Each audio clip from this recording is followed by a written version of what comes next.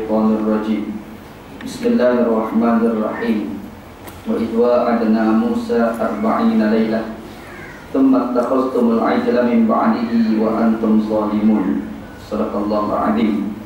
Dan ketika mana kami berjanji dengan Nabi Musa alaihissalam selama 40 malam, kemudian kamu wahai Bani Israel menjadikan anak lembu sebagai Tuhan selepas daripada itu, dan ketika itu kamu telah melakukan kezaliman kepada Allah Subhanahu wa taala. Shadaqallahu a'adzim.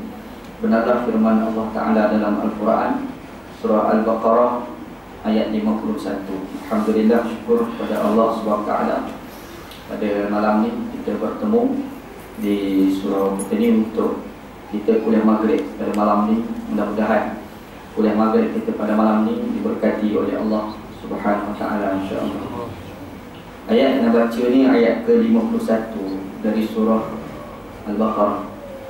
Allah Subhanahu wa taala nyatakan kepada kita tentang nikmat yang telah Allah Taala bagi kepada kaum Bani Israel. Bani Israel kita pun tahulah, kita kena ada beza di antara Israel dan Yahudi. Yahudi lain, Israel lain. Ada pula satu lagi istilah moden, Zionis. Allah Subhanahu wa taala kutuk Yahudi, tetapi ada di kalangan orang Bani Israel yang masuk Islam. Ada orang Israel masuk Islam, antaranya Abdullah bin Salam, Ali bin Hatim. Yang ini semua ni orang-orang yang Israel masuk Islam, yang mereka tu Israel yang beragama Yahudi masuk Islam. Yang Islam tu baik. Abdullah bin Salam tu salah seorang sahabat Nabi sallallahu alaihi wasallam yang disebut sebagai Al-Mubashsharuna bil Jannah, orang yang diberikan kabar gembira dengan syurga masih hidup. Maksudnya masa Nabi SAW tengah hidup tu, Nabi Muhammad SAW dia ada tunjuk 2-3 orang yang Nabi Muhammad katakan dia ni ahli syurga. Nabi Muhammad masuk dalam satu majlis, Nabi Muhammad suruh beberapa orang sahabat berdiri. Nabi tunjuk Abu Bakar, tunjuk Umar, tunjuk Osman, tunjuk Ali, Abdullah bin Zubair, tunjuk tu. Nabi kata ni syurga.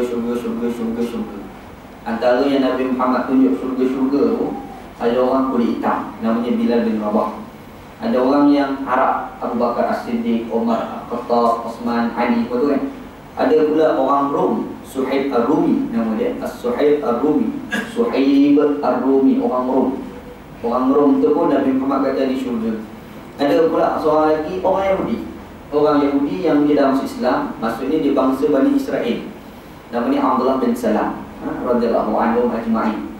Jadi ada orang Israel yang masuk Islam, yang asalnya beragama Yahudi, yang tinggal agama Yahudi masuk Islam. Ada. Jadi kita dapat beza di situ, ada Israel, ada Yahudi. Cuma zaman sekarang ada pula satu lagi, dia panggil Zionis, Sahyuniyah. Arab sebut Sahyuniyah. Orang kita sini dengan orang putih panggil Zionis. Dia melakukan serangan terhadap orang-orang Islam. Dia buat pakatan, macam-macam pakatan dia buat. Dia ikat, Dr. Mahathir dulu pernah sebut, dunia hari ini telah dikuasai oleh Zionis secara proxy. Ingat ada 1 tahun dulu kan, Dr. Mahathir pernah sebut, betul lah tu. Dunia hari ini memang terikat dengan Israel. Kita duduk kat Malaysia ni, kita jauh dengan Israel tu. Kita pun tak pernah pergi kat negara Israel. Kita pun kadang-kadang tak pernah tengok macam mana rupa orang Israel secara live. Kita selalu tengok kat TV, kat internet, tapi kita tak jumpa secara direct. Tapi sebenarnya masa dalam keadaan kita tak interaksi mereka secara direct dengan orang Israel itu, tapi sebenarnya hidup kita selama hari ini pun dah terikat dengan orang-orang Israel. Perniagaan, bisnes, cara kita berinteraksi dari sudut perniagaan, semua tu ada kaitan dengan orang-orang Yahudi. Jadi kita nampak ada situ perbezaan sikit lah, Yahudi, Israel dan juga Zionis. Meniaga dengan orang Yahudi ni tak salah. Cuma ni meniaga dengan orang Yahudi yang orang Yahudi gunakan kewangan dia untuk bunuh orang Islam. Itu satu tajuk yang lain juga. Hari tu ada orang tanya soalan pasal McDonald. Sebelum masuk tajuk ni, perlu fikir tajuk lain, cerita benda lain. Orang tanya pasal McDonald kan, McDonald. Sebab kalau ada seorang hamba Allah ni tanya, dia kata dia suami dia beli McDonald, dia beli. Lepas tu suami dia boleh tak tahu orang tu boykot. Lemah tunggu mamai. Orang semua dah bincang pasal boykot, dia boleh tak tahu boykot. Jadi dia tak fikir pasal boykot dan tak tahu. Tapi isteri dia tahu.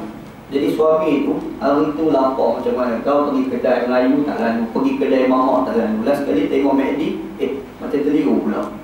Dia tengok kedai McD tu, McDonald tu, terasa nak makan burger kat McD tu. Jadi dia pun beli pula, teringat orang rumah pun takkan aku seorang nak makan, teringat isteri tengah anak. Dia pun beli. Dia belilah burger, dia belilah ayam goreng, dia beli dia balik ke rumah. Bila balik ke rumah, suami isteri ni orang kerja, isteri ni balik. Bila balik dia tengok ayam, dia tanya, abang tak tahu ke? Dia tahu. Dia tanya tahu lah, kita dua boykot masalah Israel tak Israel. Tak tahu pula. Lemak betul memang. Ni mamak ni memang lemak sungguh lah. Orang dah bincang dekat dalam internet, di bawah rasa dia boleh tak tahu lagi. Cerita dia. Jadi isteri ni pula tanya anak, dia kata sebenarnya ayam McDonald tu kita nak makan boleh ke tidak? Soalan dia. Anak kata kalau tak makan membazir, kalau makan sedap. Beza dia. Kan? Kalau tak makan membazir, kalau makan sedap. Cuma ni kita kena faham isu boykot tu bukan ayam tu jadi haram. Usul boykot tu duit yang kita bagi pada syarikat itu menggunakan duit itu untuk bagi pada Israel. Israel pula tembak orang Islam. Dia ada 2-3 lapis lah kalau kita nak fikir tentang isu boykot ni kan. Jadi zat ayam tu sendiri itu bukan haram. Macam yang suka buat misal sekali dah, apa hukum orang perempuan pakai hurdah. Orang perempuan pakai hurdah ni bukan wajib, bukan sunat. Bukan sunat. Dalam mazhab kita Syafi'i, dalam mazhab Hanbali, dalam mazhab Hanafi, orang perempuan pakai hurdah ni hukumnya adalah harus. Harusnya bukan sunat, orang kata sunat. Sunat ke mana pula? Kita sudah tahu kan. Sebab hurdah ni dia bukan Islam, bukan keislaman. Hurdah ni kearaban. Dia pakai orang Arab. Orang Arab dulu pakai hurdah. Jadi kita orang Malaysia sekarang dah terpengaruh dengan budaya-budaya Arab, maka kita pun pakai hurdah. Tak salah pakai je lah. Sebab apa pakai? Sebab terpengaruh budaya Arab. Bila? Sejak keluar cerita ayat-ayat cinta. Ada dulu suatu filem keluar kan, popular ayat-ayat cinta. Orang Melayu kita pakai tengok layan lah. Layan asal daripada novel, lepas tu ditukar jadi filem, jual dekat Malaysia, pakai beli. Siapa kaya penulis novel tu. Jadi cerita dia, filem tu keluar, kisah. Jadi orang perempuan kita pun dia terasa macam dia lawa macam si Aisyah watak filem tu. Dia pun pakailah hurdah, cerita je lah. Jadi tersebar habis budaya pakai hurdah. Persoalan dia hurdah tu, dia budaya keislaman ke dia budaya kearaban? Soalan. Dia bukan budaya keislaman, dia adalah budaya kearaban. Asal sebab tu dalam mazhab Maliki pakai hurdah tu makruh. Mazhab Maliki. Sebab apa? Sebab pada dia al-ghulu fid din, melampau-lampau dalam beragama. Pada Imam Maliki lah. Tapi mazhab lain kata tak, hukum dia adalah harus. Tetapi dalam keadaan harus pakai hurdah, hukum tu dia boleh tukar kepada haram boleh, makruh pun boleh, wajib pun boleh. Dia boleh tukar hukum kan.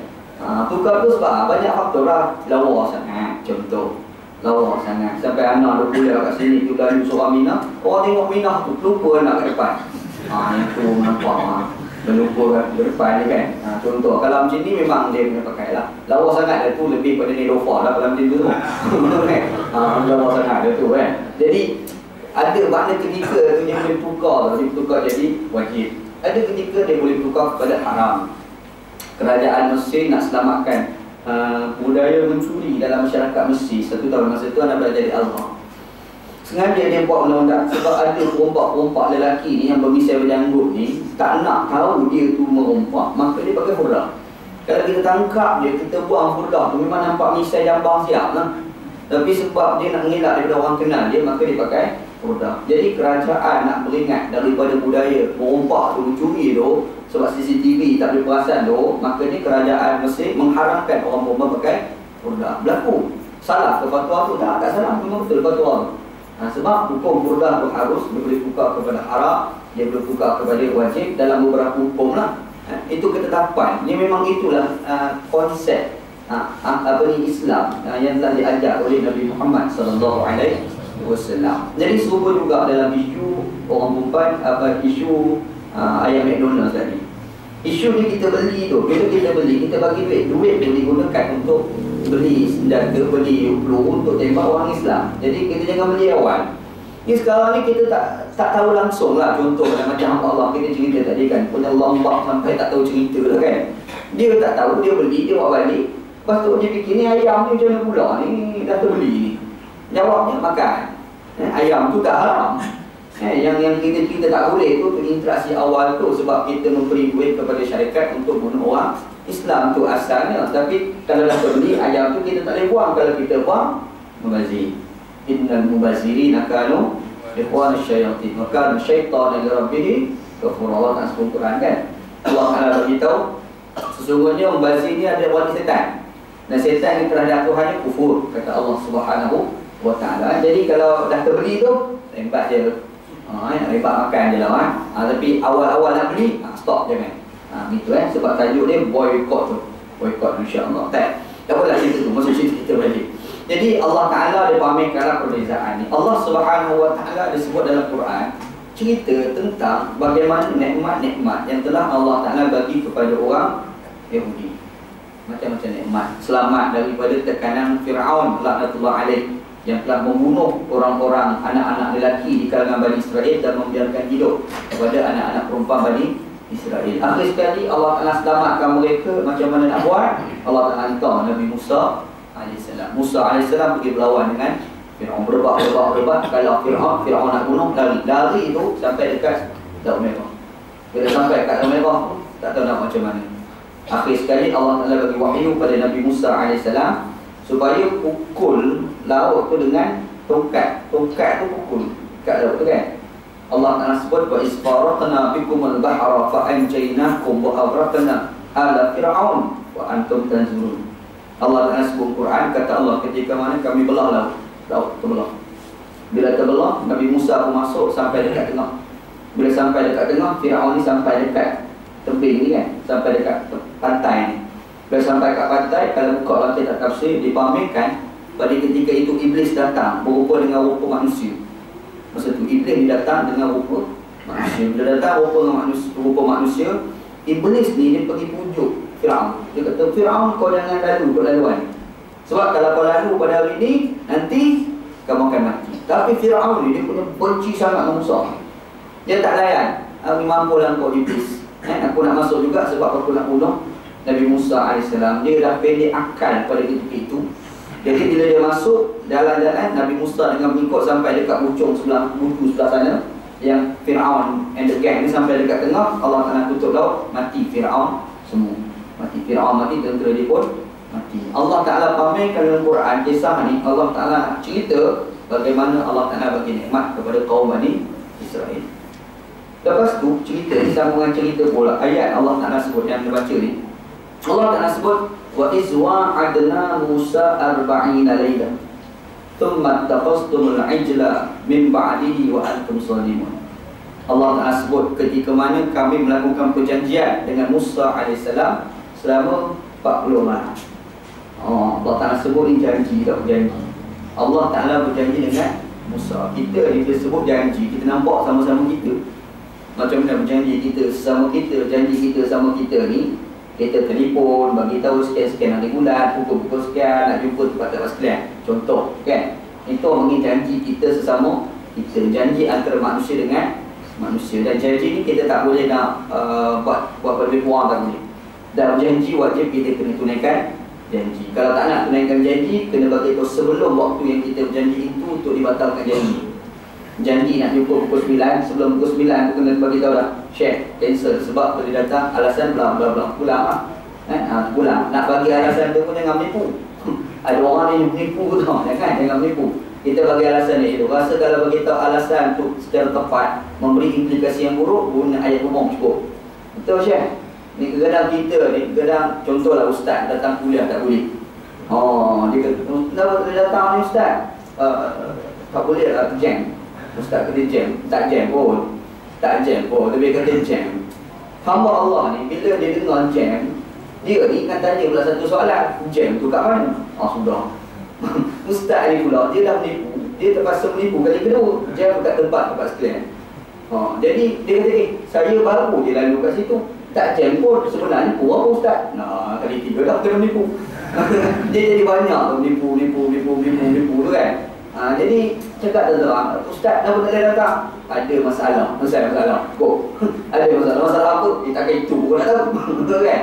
Dia kata umum. Jadi masalah tu banyak lah, ni bukan sikit, banyak masalah tu kan. Jadi tak perlu orang nak tanya lah lebih-lebih. Jadi Nak cancelkan tu pun ada cara dia. Ada cara. Jangan sampai kita nipu tu sendiri tak boleh. Langgar janji tu sendiri pun dilarang di dalam Islam. Nabi SAW disebut ayatul nifaqi taras. Tanda orang munafik ni 3 lah. Apa dia? Idza kalimah cakap boleh pakai. Cakap tak sungguh bikin, bikin tak cakap, cakap tak bikin. Dia ni. Dia lain cakap, lain bikin kan. Itu susah juga masalah ni. Jadi cakap 10 cakap 15 boleh percaya Muhammad ni.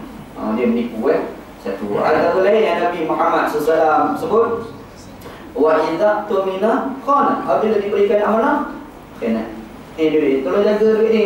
Okey. Sampai satu dia minta, Allah dah hilang. Spoil Muhammad ni. Dia tak ada amanah. Bila tak ada amanah, munafik wala'iyadzubillah. Apa lagi? Antara disebut oleh Nabi SAW, wa idza wa'ada ikhtalafa. Apabila dia berjanji, dia khianati, dia menyalahi janji wala'iyadzubillah. Itu cerita janji kita sesama kita. Atau satu lagi, Allah Ta'ala sebut Quran, janji manusia dengan Tuhan. Janji manusia dengan Tuhan. Allah Ta'ala pamerkan dalam Quran bagaimana janji antara Nabi Musa dengan Allah Subhanahu wa Ta'ala. Kenapa ada janji antara Allah dengan Nabi Musa? Kenapa ada? Pertamanya apa maksud janji di sini? Maksud janji di sini adalah proses penyucian jiwa. Itu maksud janji antara Nabi dengan Allah Ta'ala. Nabi Musa ni Allah Ta'ala sebelum nak bagi wahyu Taurat, Allah Ta'ala kena sucikan dulu hati Nabi Musa. Allah Ta'ala dia takkan bagi satu benda yang mulia dalam hati manusia yang kotor. Dia takkan bagi. Allah Ta'ala nak bagi Taurat. Taurat ni bersih, Taurat ni mulia. Allah Ta'ala takkan bagi terus kepada Nabi Musa AS dalam keadaan hati Nabi Musa tu ada problem. Allah Ta'ala nak bagi juga, ketika itu Allah Ta'ala kena cuci dulu hati Nabi Musa AS. Bukan Nabi Musa, Nabi lain bersumpah. Nabi Muhammad lebih-lebih lagi. Nabi Muhammad SAW masuk umur 5 tahun, dia duduk dengan Halimah As-Sa'diyah. Halimah tu nama dia tak? As-Sa'diyah tu nama kampung dia, kampung Bani Sa'ad. Arab ni kalau dia bubur nama, dia suka bubur nama kampung dekat belakang. Orang sekarang pun Melayu ramai dah tiba, Alhamdulillah. Orang Melayu kita pun dah ramai tiba. Kita nak buat tak jadi masalah pun. Kita ni orang Taman Seri Andalas, bubur nama Muhammad Andalusi contoh, tak ada masalah pun. Okey, bunyi pun macam canggih juga. Canggih, nama apa ni? Andalasi. Kita dengar tu Kudai juga lah. Kudai tu kan, tak ada masalah pun boleh. Ada dekat Malaysia, ahli parlimen Malaysia ada 3 orang. Dia suka bubuh nama kampung dia kat belakang nama ni. Ada seorang tu ahli parlimen Kuala Terus, Ustaz Dr. Khairuddin Ahmad Razali At-Takiri. Gila dia kita At-Takiri mana apa Ustaz? Buka forum cari tak jumpa. Memanglah sebarang takir. Dia di mana forum? Pak Arab boleh tahu sebarang takir. Nak tahu apa kan? Kita tanya Pak Arab, At-Takiri, apa makna Takiri? Arab bertanya, apa Arab tu syai'an? Aku tak tahu apa-apa. Tanya Pak Arab, At-Takiri, sebenarnya sebarang takir. Okey, dekat buat kat Galuh tu kan. Ada seorang lagi tu, ahli parlimen tu belum, Ustaz Nasaruddin Tontowi kan. Tontowi tu nama tempat dia belajar. Zaman dia belajar tu, ada orang nama Din. Dia ramai Din, dia ramai masyarakat kita ni. Kalau nama Din kat belakang tu, Din orang panggil, depan tu orang lupa dah. Orang nama Nasaruddin, orang panggil Din. Orang nama Tajuddin, orang panggil Din juga. Apa panjang yang sedap-sedap tu, last kali dia tak nak yang sedap tu, yang biasa tu, Din. Ni orang Melayu. Jadi di Mesir, zaman Ustaz Nasaruddin belajar dekat Mesir, dia duduk kat Tonton. Yang nama Din ni, yang nama Nasaruddin ni, bukan dia seorang, ada seorang lagi, Ustaz Nasaruddin Daud, Adun Meranti, Kelantan kan. Adun Meranti, Ustaz Nasaruddin Daud kat Kelantan. Dia tu 1 tahun dengan Ustaz Nasaruddin kita ni belajar. Jadi orang takdir Nasaruddin mana? Sudah susah selalu lah. Dia panggil ni Ustaz Nasaruddin Daud. Yang ni Ustaz Nasaruddin Tontawi. Sedap sikit bunyi. Anak bubuh kita pun nak tiru style tu. Tak faham, tak ada masalah pun. Dia tak ada apa kan. Nama apa Ustaz? Nama Wanji Al-Buluhi. Bulu-bului Sungai Bulu. Bunyi tu macam canggih lah. Tapi cari dalam umum memang tak jumpa kan. Sebab dia bukan Arab. Dia ada kalimah tempat kan. Dan memang ulama dulu pun begitu. Ada tubuhan orang panggil Syekh Tufaha. Orang panggil, ada seorang tubuhan di Azhar namanya Syekh Tufaha. Nama dia bukan Tufaha. Tufaha ni mana Melayu buat apple. Dia boleh bubuh nama dia tu buat apple. Dan dia bangga nama apple. Kenapa? Sebab tu boleh dulu peniaga apple. Tok dia dulu. Nama dia tu Abdul Razak bin Abdul Razak bin Abdul Razak. Jadi tok dia peniaga apple. Jadi orang tanya, apa nama kamu? Tufaha kata dia. Buah apple. Lah jalan lah. Kan? Tak ada masalah pun. Tapi beban lah kalau orang duduk kat Kelantan, nama tempat kampung dia tu buruk. Dekat tempat tu ada satu tempat nama buruk. Sebelum buruk tu ada satu tempat pula nama Ana. Itu lah tu, Ana buruk. Ana buruk, Ana lepas tu buruk. Kawan Ana seorang orang kampung Ana di tempat tu lah, dia belajar Pakistan. Hari sampai mula-mula tu buat hari pengenalan tu lah. Hari pengenalan. Jadi kawan ni Manggung bagi tahu nama Ana Burhanuddin, kata kawan kita ni. Duduk asalnya Ana ni berasal daripada kampung Ana, kata dia. Ana berasal daripada kampung Ana. Yang ada seorang mamat kata, tahu lah Inta tu. Nama kampung Inta tu apa? Dia tanya soalan. Apa? Dia kata nama kampung Ana lah. Ana bukan tanya Inta, ada tanya kampung Inta. Mampus. Apa dia begitu? Kan? Dia pun sebut nama kampung Ana tu Ana, kampung Ana. Ulang 4-5 kali baru faham. Benar sungguh. Kan? Kampung baru. Agak-agak nak pun nama macam apa? Burhanuddin Al-Faruqi.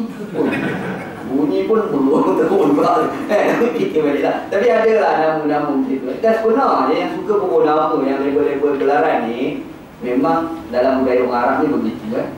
Banyak ulama-ulama dulu kadang-kadang bukan nama betul je. Kita dengar ingat nama dia. Al-Ghazali tu bukan nama dia. Al-Ghazali tu nama kerja dia, bukan tenun. Dia ni ulama. Lepas tu dia ada buka kilang tenun lah, kalau tempat kita sekarang kan.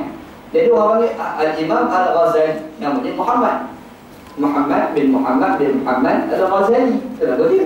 Bukan tenun tu, Al-Ghazali. Ada seorang ulama nama Sibawayh. Sibawayh ni bahasa Parsi. Mana Melayunya berbau apple. Sebab masa dia kecil dia suka makan apple. Sampai dia ni badan dia berbau apple. Punya kuat makan apple. Sampai badan dia berbau apple. Orang pun panggil dia Sibawayh. Sibawayh berbau apple. Ada Itu ulama-ulama dulu lah. Ada pula satu lagi, Halimah As-Sa'diyah. Halimah As-Sa'diyah, nama dia Halimah. Tempat kita buat filem lah, Hantu Kak Limah. Malaysia kan. Pelakonnya adalah orang yang suka lempang isteri, namanya Awi. Okey, ini cerita dia. Halimah As-Sa'diyah, Nabi Muhammad umur 5 tahun. Allah Ta'ala cuci dulu hati Nabi sebelum Allah Ta'ala bagi wahyu Al-Quran. Allah Ta'ala hantar Jibril AS. Jibril ni berupa manusia. Dia ambil Nabi Muhammad SAW, dia kerat dari Nabi SAW, dia cuci hati Nabi SAW dengan air Zam-Zam. Kenapa? Sebelum nak bagi wahyu, hati mesti bersih. Ini proses Allah. Apa lagi? Allah Ta'ala yang akan selamatkan Nabi SAW sebarang unsur-unsur yang boleh mengkotorkan hati Nabi SAW. Masa umur Nabi 4-5 tahun, anak-anak Halimah As-Sa'diyah selalu dia bawa Nabi Muhammad SAW pergi majlis keramaian orang kampung Bani Sa'ad. Macam orang Kelantan dia ada budaya di Barat, wayang kulit contoh lah kan. Anda tak tahu lah dekat KL ni. Rasa KL ni ada satu dulu, K-pop dulu lah kan. Lepas tu keluar sikit Gangnam Style macam nama dulu. Kat Kelantan dia tak ada. Yang dia ada di Barat contoh lah kan. Nabi Muhammad ni selalu dibawa majlis-majlis sebegitu. Anak Halimah As-Sa'diyah selalu bawa Nabi. Tapi cara Allah Ta'ala jaga Nabi Muhammad SAW, masa majlis sebegitu, Nabi Muhammad automatik tertidur. Itu memang jaga. Dan kita ni Allah Ta'ala jaga cara lain pula. Sebab time kuliah dia tidur. Time kuliah tidur. Kalau ada nyanyi-nyanyi, celak sikit di mata kan. Begitulah kan. Dia biasa. Nabi Muhammad Allah Ta'ala jaga. Kenapa? Pencucian hati. Bila hati bersih, baru layak terima wahyu yang suci. Supaya juga Nabi Musa AS. Allah Ta'ala nak bagi Taurat. Taurat ni cukup mulia di sisi Allah Subhanahu Wa Ta'ala. Allah Ta'ala nak bagi terus, tak boleh. Jadi Allah Ta'ala kena cuci dulu hati Nabi Musa AS. Macam mana nak buat? Nabi Musa AS ni kena bermunajat dengan Allah Subhanahu Wa Ta'ala. Di mana? Bukit Tursina. Di Mesir. Ada duit, pergilah Mesir. Pergilah dalam Bukit Tursina. Dan anda pesan lah, kalau pergi pakai kepiah kerat. Pesanan anak jangan pakai kepiah lembek. Kenapa tak? Lembek ustaz ni. Sebab kalau pergi kat Bukit Tursina, nanti kita turun, kita akan jumpa satu tempat tu nama Dahab. Waktu malam, dia ada pantai lah situ Dahab ni. Waktu malam, orang perempuan Israel, dia pakai seluar dalam tau. Curi pun tak pakai. Oh, spoil banyak. Kalau pakai kopiah lembek, oh senang kilah banyak lah. Ambil sepadan poket kan. Tapi kalau pakai kopiah tu kan, dia sebut salah tu. Nak kilah banyak poket, sembung pula poket. Begitu kan. Nanti orang tanya, apa benda poket tu. Jadi susah lah. Akhir sekali kalau tak malu kepada Allah pun, malu ke kopiah pun okey lah. Paling komat malu ke kopiah. Kan? Dia cerita kat sana lah. Pergilah naik atas bukit Tur Sina tu, pergi tengok kebesaran Allah Subhanahu wa Ta'ala. Apa keadaan nak mencadangkan kita ni kalau ada duit lebih berjalan tempat-tempat yang sejarah-sejarah yang telah diceritakan oleh Allah Ta'ala Al-Quran. Sebab feeling, serius, feeling.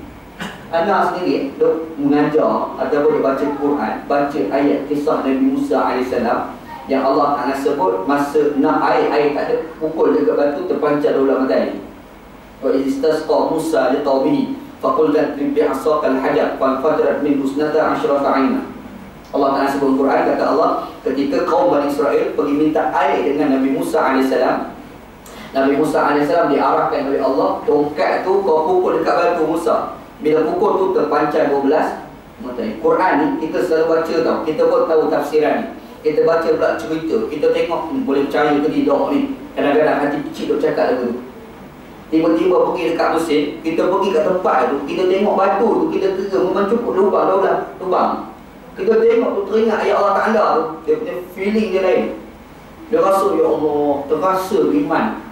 Sebab tu, kalau dia pergi ke Jordan yang Allah Ta'ala cerita, wa yuhituna al-jibala buyuta. Mereka faham bukit yang besar-besar tu, buat perkampungan pula kat dalam, buat rumah kat dalam tu. Allah Ta'ala sebut Al-Quran, kita pergi kat Jordan, ada sungguh. Pergi tengok bukit yang besar tu, dia faham macam mana ada kampung pula dalam bukit tu. Kuasa Allah Subhanahu wa Ta'ala. Kita baca Quran bagaimana Allah Ta'ala marah kepada kaum Nabi Lut AS. Allah Ta'ala angkat bumi tempat tu sampai dekat langit kamu, rombat, tenggelam. Jadi laut mati. Kita pergi, ada sungguh. Kita tengok tu Allah Ta'ala tunjuk kebesaran Allah. Kita tak pandai berenang, terjun, boleh berenang. Kita pun macam tak percaya, aku ni betul ke tak pandai berenang? Fikir, padahal memang tak pandai pun. Tapi Allah Ta'ala tunjuk kebesaran Allah. Bumi tu punya tak terima sampai kita nak terjun dalam sungai tu, kita tak boleh tenggelam dalam tu. Kuasa Allah Subhanahu wa Ta'ala. Allah Ta'ala nak pamerkan kuasaan, dia dah pamerkan kat dunia ni. Jadi kita pergi tengok tu, fikir kebesaran Allah Subhanahu wa Ta'ala. Gitu. Nabi Musa AS, dia naik atas bukit Tur Sina, dia buat munajat. Allah Ta'ala sebut Arba'ina Layla, 40 malam. Soalan ni kenapa 40? Kenapa tak 39 ke, 38 ke? Kita tanya 40 kan. Nabi SAW dia sebut dalam satu hadis, Nabi SAW kata, orang yang salat jemaah 40 hari dan tidak pernah meninggalkan takbiratul ula bersama dengan imam, orang macam ni Allah Ta'ala bagi bara'atan, 2 pelepasan. Bara'atun minan nar, selamat daripada api neraka. Bara'atun minan nifaq, selamat daripada kemunafikan. Kita ni duk salat jemaah selalu kan. Mari salat jemaah awal takbir ustaz dengan Pak Imam. Alhamdulillah. Lama mana 40 hari. Percayalah kalau buat betul-betul percayalah. Lepas hari 41 kita terlewat, termenung banyak. Termenung, hari ni pun lewat. Padahal semayang jemaah dah. Tak mari semayang jemaah pakai termenung macam tu. Nak cerita sebab apa? Nabi Muhammad dah sebut 40 hari. Dia kalau sebati dia lain. Amalan ni kalau ada sebati dalam hidup kita ni, dia lain. Bukan cerita amalan macam ni dia. Hafal Quran. Anda ingat masa anak kecil-kecil hafal Quran. Anak hafal Quran umur 13 tahun. Alhamdulillah. Dalam setahun tu boleh hafal sebiji Quran. Alhamdulillah lah. Tapi sekarang tu habis rahmatullah pulih. Hafal Quran tu merasa-rasa hafal setahun. Alhamdulillah 30 juz boleh hafal. Sebab tu saya percaya Quran ni memang kita boleh hafal. Cuma ni bersungguh tak bersungguh je. Anak belajar di Pakistan, anak pernah jumpa seorang budak Pakistan, umur 8 tahun, hafal Quran 8 bulan. Kepala otak dia ni apa Allah tak sama tahu. Punya canggih kepala otak dia, 8 bulan dia boleh hafal sebiji Quran.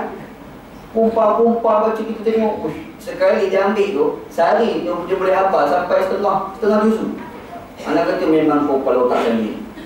Kalau bagi Malaysia, bisa setengah juz, setengah muka surat pun tak ingat. Hafal. Kalau bagi waktu tua sikit, Satu setengah muka surat, setengah ayat pun tak ada. Itu cerita. Tapi ada jumpa orang Pakistan umur 8 tahun, dia boleh hafal sehari tu ada juzuk-juzuk tertentu, dia boleh hafal setengah juzuk tu sekali. Satu hari dia hafal kepala otak ini. Baca Quran ni Syekh, oh best. Dia baca Quran tu laju. Dia lidah orang Pakistan ni lebih sikit berbanding lidah orang Melayu, sebab sebutan dia laju. Tak dia sebut. Dan tak silap. Habaq. Baca Quran satu juzuk ni, kita pergi semak dia baca, satu juzuk tu tak sampai setengah jam. Kita ni kalau baca Quran straight satu juzuk kalau jadi hafalan kalau standard anak lah 40 minit. Kalau standard macam anak ni 40 minit insya-Allah boleh habis satu juzuk. Ni kawan Pakistan ni, budak orang 8 tahun ni tak sampai setengah jam dia boleh baca satu juzuk. Laju. Ish, nasib baik orang Malaysia tak tahu. Kalau orang Malaysia tahu nak rasa Ramadan berebut orang nak ambil jadi Pak Imam. Oh, cepat sikit habis main tarawih. Betul kan? Cerita. Bagi tahu dia, Masya Allah lah. Itu lah Allah lebih lah Allah Ta'ala bagi pada mereka. Kita ni masalah Al-Quran dulu, anda dapat rasa tau, ayat yang anda ulang 40 kali dengan ayat yang anda tak pernah ulang 40 kali, sekarang ni ingat kuat tak kuat? Boleh rasa sampai sekarang. Ada ayat ni kita ulang 40 kali, kadang-kadang baru mesti malas. Ada yang Al-Quran ni mood juga tau. Ada mood ni kita tengok Quran tu baca sebagai rasa nak buang Quran. Tapi ada time masa rajin tengok Quran tu, orang tu kacau kita rasa nak penyebab orang lain. Dia kacau kita baca Quran. Ada time macam tu kan. Bila time mood tak ada, yang hafal-hafal tak masuk, ambil satu ayat, ulang 40 kali. Ulang sampai hari dia ingat ayat. Tapi ada time yang kita mood tengah bagus, ulang 3 kali dah ingat dah. Tapi mari 3 minggu lupa habis. Kan? Cerita ayat Quran. Sebab tu dia ada lebih cerita 40 ni ada kelebihan. Nabi Muhammad pernah sebut 40 hari tak tinggal takbiratul ula dengan Pak Imam, selamat daripada api neraka. Satu lagi selamat daripada munafik. Allah Nabi Muhammad sebut di dalam hadis. Kawan-kawan kita Jumaat Tabligh, betul lah tu. Kawan kita Jumaat Tabligh keluar 40 hari tu kan. Betul. Sebenarnya ada orang ambil falsafah 40 hari takbiratul ula bersama dengan imam. Tu asal falsafah keluar 40 hari. Tapi yang silapnya dia pergi keluar 40 hari, dia pergi kata Nabi Muhammad keluar 40 hari. Silap kali itu pula. Mana boleh cakap macam tu sebab Nabi Muhammad tak keluar 40 hari. Mana boleh kita kata Nabi Muhammad keluar 40 hari dikala Nabi tak buat, sebab kita dusta terhadap Nabi SAW. Mungkin ingat tu. Banyak sekarang yang orang muda sangat dakwa benda tu Nabi Muhammad SAW buat. Baru ni ada orang akhir-akhir Ramadan hari tu pasal tabu bunga tabu. Bisnes kejap kan. Ada orang tanya lah, betul ke ada ustaz? Tu tak tahan tau.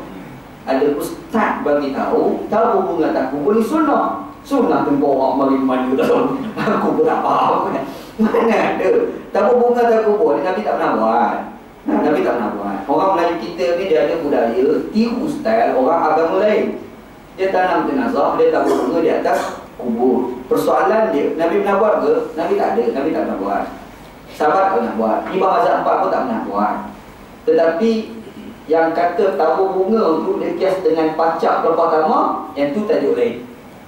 Tu tajuk lain. Nabi SAW satu hari jalan-jalan sampai kat kubur Baqi. Ada 2 kubur. Nabi berhenti tengah-tengah. Nabi SAW kata, innahuma la yu'adzabani la yu'adzabani fil qid. Orang kubur ni kena azab ni, kata Nabi. Tapi bukan dosa besar, dosa kecil je, kata Nabi. Satu tu kata Nabi, batu api, bak pelabuhan, yang seorang mamat ni. Yang seorang lagi ni, ada 2 riwayat. Satu kata, la yastabri'u minal baul. Kencing ni tak lawas. Masuk bilik air, buang air sedap, tak apa nak lawas, basuh-basuh, mari semayang. Tengah semayang, menitik. Lepas tu dia biar pula kan. Terus dia semayang. Macam ni tak boleh. Boleh masuk neraka wal-aidzubillah. Ada pula satu riwayat kata la yastakiru minal baul. Kencing tu tak tertutup. Maksudnya dia pergi kat R&R tu yang kecil kat luar tu. Yang berdiri tu. Situ dia rembat. Kadang-kadang orang surau Syekh tu tak tahan. Orang surau cantik lah baju tak apalah. Masalah pakai kepiak. Selama rembat je tu. Kita lalu tengah ada nampak, Ustaz tu kecil habis lagi panggil Ustaz. Aku baik handphone hari tu tak pasal gitu. Ada yang cerita ni kisah benar ni. Ada tengok sendiri, ada teman pandang lah itu kan. Ada orang sebelah itu ada teman ada juga. Wah macam ni. Lah kau tu satu kenapa lari mak? Ada banyak lagi gambar kat kau. Masuklah dalam tu. Dia masalah kencing berdiri ni memang ada hadis Nabi pernah kencing berdiri. Dia kencing berdiri tak salah. Kalau kita nak kencing berdiri, rembat je lah. Abu Zaifah bin Al-Yaman pernah sebut hadis riwayat Imam Muslim. Nabi SAW dengan Huzaifah pergi musafir. Tiba-tiba Nabi Muhammad SAW nak buang air. Huzaifah tengok ke jauh, Nabi pergi kencing dalam keadaan berdiri. Maknanya kencing berdiri tu boleh. Nampak? Cuma baik kalau kita kencing dalam keadaan duduk. Tu je. Kan? Ni kita nak kencing berdiri tak salah. Tapi yang tak luar tu salah tu. Rembat selama tu kan. Rembat makan piok tu bubuk. Tak, kalau nak buat macam tu pun janganlah pakai piok, bubuk. Tengok dulu, apa ni? Dia elaklah sikit. Image kita pun nak bagi sangat kan. Nasib baik kalau pakai jubah, lagi buruk. Pakai jubah selama tu kan. Nak kalau pergi Mesir, berlampak anak tentu. Pergi kat negara, anak tu pakai jubah selama dah kecil. Kita bawa ramai, buat kering kan. Kita pergi panggil, dia boleh jawab, okey, tunggu jap. Ish. Kita tak boleh terima akal kadang. Dia ada lah budaya untuk bersihat ni. Tak apa, cerita tu yang kita tutup. Nabi Muhammad sebut antara orang yang kena azab seolah tu kata Nabi la yastatiru. Dia kencing tu tak tutup kan. Nabi Muhammad ambil lepas dama pacak Nabi sallallahu dekat dua tu. Bila Nabi sallallahu alaihi pacak tu, Nabi Muhammad sebut la'allahuma yukhaffafani ma lam yabasa. Mudah-mudahan orang luar kubur ni dikurangkan azab selama mana lepas dama ini belum kering. Kata Nabi SAW. Jadi Nabi kata sebelum belum kering. Apakah basah itu boleh mengurangkan azab orang di dalam kubur? Soalan. Ini soalan yang timbul kan. Makanya ada seorang ulama namanya Imam Al-Qurtubi. Dia kata lepas nama yang basah itu berzikir. Bila berzikir mengurangkan azab orang di dalam kubur. Yang datang pula geng yang tabur bunga, dia kata kita kiaskan pelepah tama tu dengan bunga yang kita tabur tadi. Keluar cerita pula. Anak bagi tahu kan, Nabi Muhammad pacak tak bukan tabur bunga. Kita tabur bunga kan. Yang Nabi itu pacak. Tapi itu pun ada ulama kata tak tepat. Ulama, majoriti ulama, dia kata tak boleh kita nak beranggapan pelepah tama yang basah itu berzikir. Sebab dalam Quran sebut dia basah ke, dia kering ke, apa-apa yang ada di langit, di bumi semua berzikir kepada Allah. Yusabbihu lillahi ma fis samawati wa ma fil ardi. Segala makhluk di langit, segala makhluk di bumi semua berzikir kepada Allah. Maksudnya, pelepah tama yang basah, pelepah tama yang kering tetap berzikir kepada Allah. Yang itulah sebenarnya. Jadi tabur bunga tu Nabi Muhammad tak pernah buat, sahabat tak pernah buat. Kita nak buat, terbaik jangan buat. Itu je. Terbaik jangan buat. Ada orang buat, jangan pergi marah dia. Pergi cuit dekat dia. Syekh, apa tak buat? Cakap lagi tu. Kenapa marah? Jadi gaduh tu pula jadi masalah. Dia masalahnya ada orang ni, dia tahu sikit tau dia. Ustaz kata tak boleh. Dia pakai ustaz kata tak boleh. Dia pergi goreng, kau tahu tak ustaz dia cakap kata kau ni buat. Masuk neraka. Ustaz kawan pula. La ilaha illallah, penyakit sungguh. Dia buka. Dia tahu, dia suka sandar orang tu. Habis tu masjid sembahyang Jumaat dekat masjid Bandar Baru Sungai Buloh. Jumaat kau ni. Enak khutbah Jumaat kat situ lah. Habis sembahyang Jumaat duduk minit-minit sikit. Lepas minit tu datang Pak Imam sembang. Duduk sembang dengan Pak Imam. Tiba-tiba ada seorang pakcik lah, masjid Bandar Baru Sungai Buloh tu tempat anak. Anak memang orang situ. Anak dia kecil lagi jemaah situ. Jadi datang seorang pakcik yang kenal sejak pada kecil. Dia kata, cuy ustaz, nak tanya sikit boleh? Dia kata, betul ke ustaz kata puasa enam ni makruh? Anda tengok apa Pak Haji. Kenapa Pak Haji tanya macam tu? Dia kata ada seorang ustaz. Ada seorang ustaz ni dia pergi kuliah kat satu masjid. Dekat situlah Baidaras tu, Masjid Al-Huda tu. Jadi ustaz tu pergi ceramah tu, kuliah-kuliah cerita pasal kelebihan puasa enam. Tak apalah cerita pasal puasa enam tu. Ada pula jemaah kita, kawan-kawan kita ni, dia dengar kuliah ustaz tu, dia pergi tanya soalan. Dia kata ada ustaz kata puasa enam makruh. Dia pergi sebut ustaz wan aku lah tu. Mana ada wanji lain kat Malaysia ni. Tak wanji. Jadi betul ke ustaz kata puasa enam makruh. Anda tanya balik pagi tu, Pak Cik yang tanya tu, dia ada sebut tak? Ada sebut ada mazhab yang kata sunat. Tak ada pula. Itulah masalah. Itulah masalah. Kita sebut banyak mazhab. Syafi'i, Hambali, Hanafi, 3 mazhab kata puasa enam sunat. Mari satu mazhab namanya mazhab Maliki. Dia kata apa? Puasa enam makruh. Sebab kita dah lama dah ikut mazhab Maliki. Tak nak puasa tu.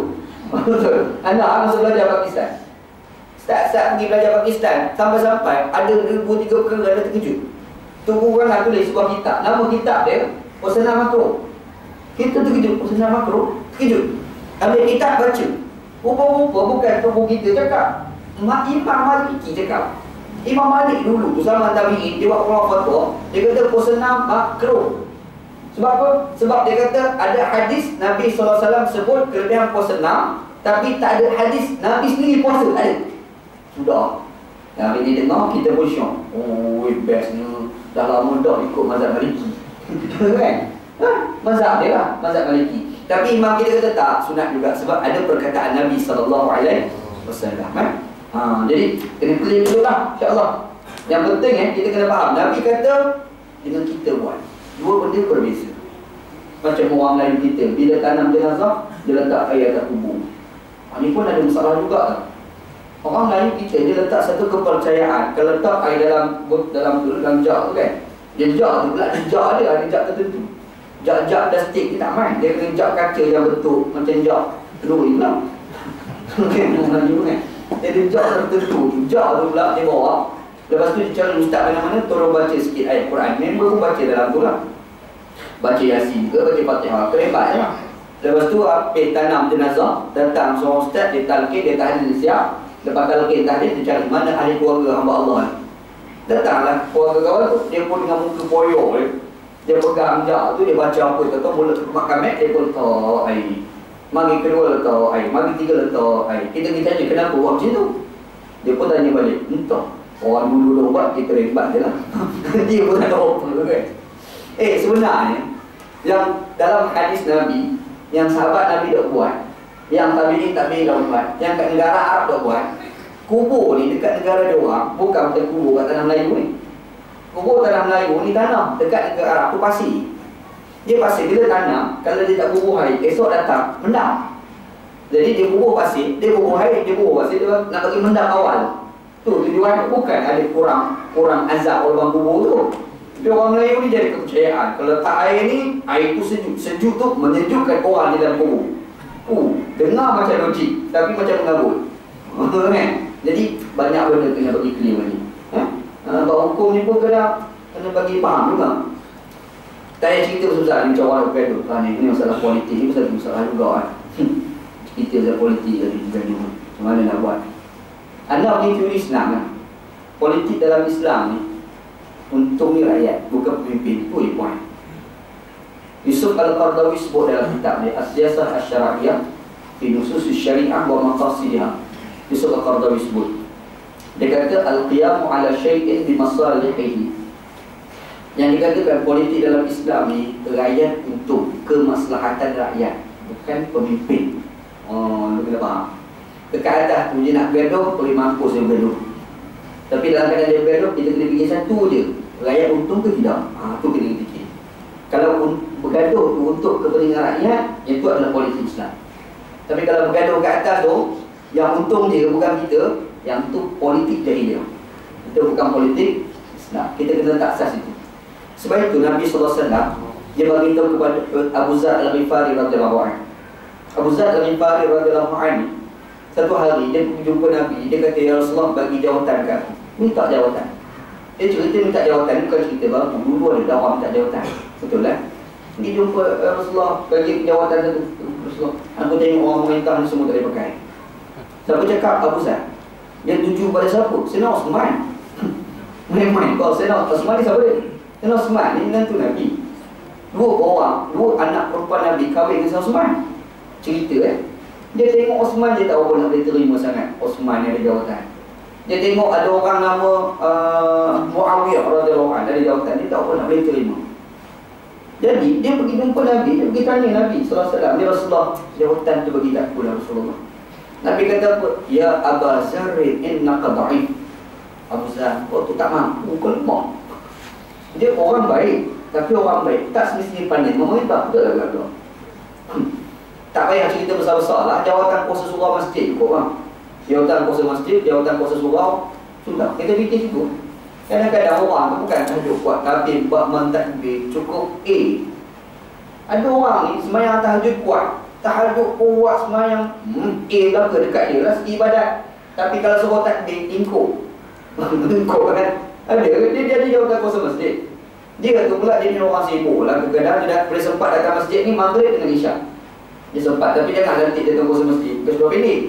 Oh lah perangai. Ada ni, oh ini kira ya ustaz pakai sebelah pendek. Member sebenarnya pun dah. Dia jawatan kursus masjid ke, jawatan kursus gereja ni. Boleh confuse pula gitu kan. Jadi orang biasa sesuai lah dengan suara tu. Tapi atas kelayakan itulah kemampuan. Abu Zar bukan tak baik, orang baik. Dia memang cukup baik. Dia memang orang kaki tahajud. Dia ni ketakwaannya dengan kalangan sahabat-sahabat Nabi lain ni dia tu agak boleh dipuji. Sampai dia ni hidup tak ada duit Syekh. Sebab apa? Semata-mata bagi impak kepada orang-orang miskin. Pernah satu hari dia ni ada 3 ekor unta. 3 ekor unta. Datang orang miskin pergi jumpa dia. Dia tengok orang miskin, dia kesian. Dia kata ambillah seekor unta ni, ambillah uang. Kau balik. Sebelah makan ramai. Makan, sebelah. Tinggal ekor unta. Lepas tu ada pula seorang mamat pergi jumpa dia. Seorang budak Ansar. Pergi jumpa, aku tengok kamu ni orang baik. Aku rasa nak khidmat dengan kamu, wahai Abu Zar. Abu Zar kata tak payah, aku tak perlu bantu tak ada. Aku nak tolong juga, aku nak khidmat juga. Kau tak payah bayar apa-apa gaji dekat aku. Dia kata aku tak perlu. Kawan tu minta juga, minta sangat. Dia kata okey, nak sangat, tolong jaga dia pun. Datang pula orang miskin yang lain datang, minta tolong, kami lapar. Abu Zar ni bila tengok kawan tu lapar, dia kesian. Dia kata kau pergi jumpa fulan berbulan, pergi minta unta. Dia pun pergi minta unta ke hamba Allah yang minta nak kerja dengan tadi kan. Pergi minta. Hamba Allah tak ada. Balik. Kawan tu pula pergi jumpa Abu Zar. Dia kata budak tu kata balik. Marah Abu Zar. Abu Zar pergi jumpa budak tu. Kenapa kau tak bagi? Dia kata dah ada 2 ekor unta. Kalau bagi 3 ekor unta kan tak rugi. Baiklah kita tunggu anak pinak dulu. Dah banyak. Bila dah banyak baru kita infak. Kata budak tu kepada Abu Zar. Abu Zar kata Nabi Muhammad pernah pesan dekat aku. Harta ni harta yang ada kat tangan aku ni bukan untuk aku tau. Harta ni kalau aku bagi ke orang, akhirat nanti aku dapat. Jam budak tu. Dengar kata Allah ni. Tapi dia Abu Zar Al-Ghifari. Cukup baik, cukup pemurah, cukup dermawan. Tapi dia jumpa Nabi, ya Rasulullah, jawatan tu dekat aku lah satu. Kalau kita ni jawatan ala di majlis tu, untunglah. Kan? Bagilah kat aku. Nabi kata apa? Innaka dha'if. Kau tak mampu Abu Zar. Innaha amanah. Dia adalah amanah wahai Abu Zar. Innahu yawmal qiyamah khizyun wa nadamah. Dia pada hari akhirat adalah kesedihan dan penyesalan di akhirat nanti. Kenapa Nabi pesan macam itu? Sebab Nabi nak ajar pada kita kena pegang satu kepercayaan bahawasanya politik dalam Islam keuntungannya adalah rakyat, bukan orang atas. Itu kita kena faham Bergaduh kat atas tu pergi mampu je nak bergaduh. Ini mampu yang nak bergaduh. Apa ni kepala kita tengok bergaduh. Tapi yang kita kena fikir, kita untung ataupun tidak. Sebab Islam ajar, Islam ajar. Ini politik di dalam Islam. Itu kan? InsyaAllah. Keluar pula sahaja baru, orang nak tanya soalan, orang perempuan boleh jadi pemimpin ke tidak? Tu beromet juga nak jawab. Di mana nak agak? Macam mana agak? Orang perempuan boleh jadi pemimpin. Ada orang kata, tak boleh Ustaz. Kalau boleh, mesti dia boleh jadi imam. Dia pergi pun tadi untuk pening kita nak jawab. Dia tak boleh orang. Kalau dia boleh, kenapa kita tak tolak jadi imam? Dia pergi tanya soalan tu pula.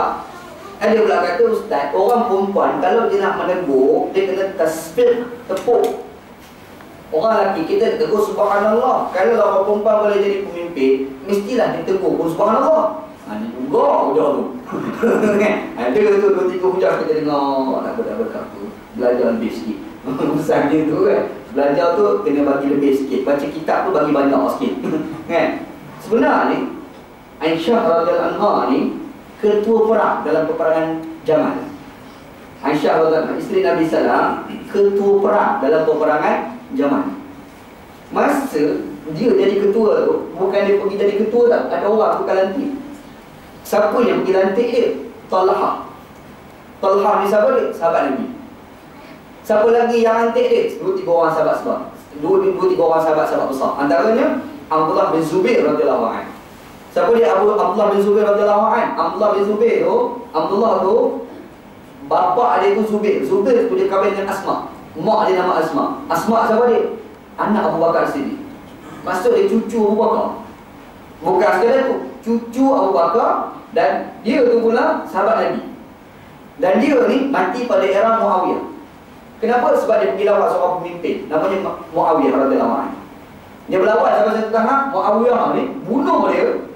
Lepas tu Ambil kaki letak kat atas, kepala kat bawah. 3 hari kemudian baru pergi tanam. Oh, tu cerita orang dulu ni, dia bergaduh. Kita dengar tu kita termenung. Sebab doktor ingat ASIS dekat sini, kan? Cerita. Dia pergi lantik orang yang nama Aisyah jadi ketua perang. Kalau lantik Aisyah ketua perang, maknanya boleh tak orang perempuan jadi pemimpin? Segi asas hukum dia boleh. Nampak? Hukum Anda tak nak cerita isu politik di sini. Nak cerita segi hukum dulu. Yang fulan binti fulan nak jadi menteri besar, tu dia punya pasal. Dia orang politik bincang. Tapi cerita segi hukum, orang perempuan memang boleh jadi pemimpin. Satu. Yang kedua, Quran sendiri menyebut kerajaan yang baik itu dalam Quran, kerajaan sabar. Baldatun thayyibatun